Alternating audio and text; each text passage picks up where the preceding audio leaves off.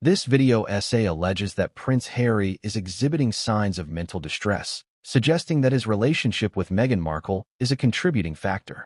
The essay presents 3 specific instances of Harry's behavior: repeatedly going to the wrong address, exhibiting awkward body language at a concert, and making a controversial statement about his father's health, as evidence supporting this claim.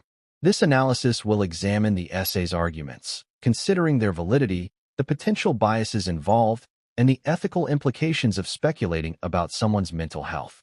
The introduction immediately establishes the central theme: Prince Harry's alleged mental distress and the suggestion that Meghan Markle is a contributing factor.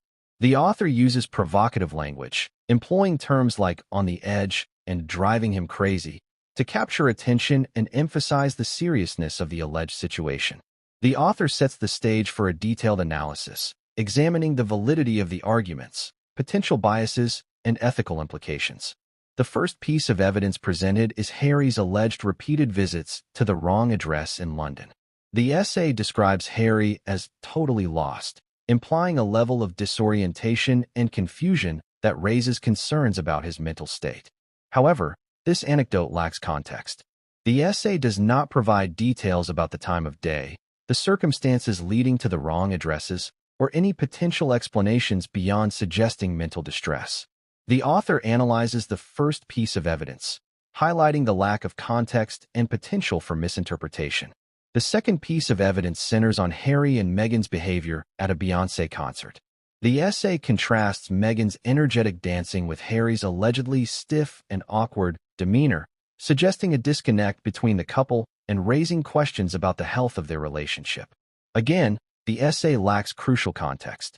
The interpretation of Harry's behavior as stiff and awkward is subjective, and alternative explanations, such as personal preference, fatigue, or simply a lack of interest in dancing, are not considered.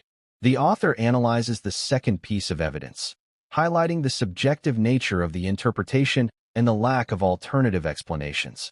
The third piece of evidence concerns Harry's controversial statement about his father's health. The essay describes Harry's comment about Charles's potential lifespan as shocking, suggesting a lack of tact and emotional control. However, the essay fails to provide the full context of the interview, omitting any potential mitigating factors or explanations for Harry's words. The author analyzes the third piece of evidence, highlighting the lack of context and the potential for misinterpretation. The essay's overall argument rests on a series of subjective interpretations and a lack of crucial context. The presented anecdotes, while potentially suggestive, do not definitively prove Harry's mental distress or implicate Meghan Markle as the cause. The author analyzes the overall argument, highlighting the reliance on subjective interpretations and the lack of context. The essay's approach raises ethical concerns about speculating about someone's mental health without proper medical expertise or sufficient evidence. Publicly diagnosing someone based on limited observations is irresponsible and potentially harmful, especially given the public's tendency to accept such claims without critical evaluation. The author discusses the ethical concerns of speculating about someone's mental health without proper evidence. The essay's tone is highly judgmental and accusatory, particularly towards Meghan Markle. The phrasing, "Meghan is driving him crazy," and "Meghan hasn't made Harry better. She sucked the life right out of him," are inflammatory and lack the nuance required for a responsible discussion of complex interpersonal relationships. The author analyzes the essay's tone, highlighting the judgmental and accusatory language. The essay's selective use of evidence and its lack of alternative explanations suggest a potential bias against Harry and Meghan. The essay focuses solely on evidence that supports its predetermined conclusion, neglecting any potential counterarguments or alternative interpretations of the presented anecdotes.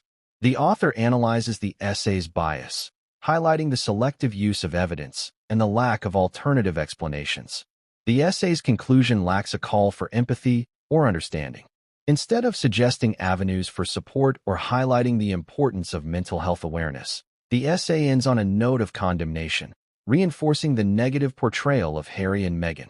The author analyzes the essay's conclusion, highlighting the lack of empathy and call for understanding.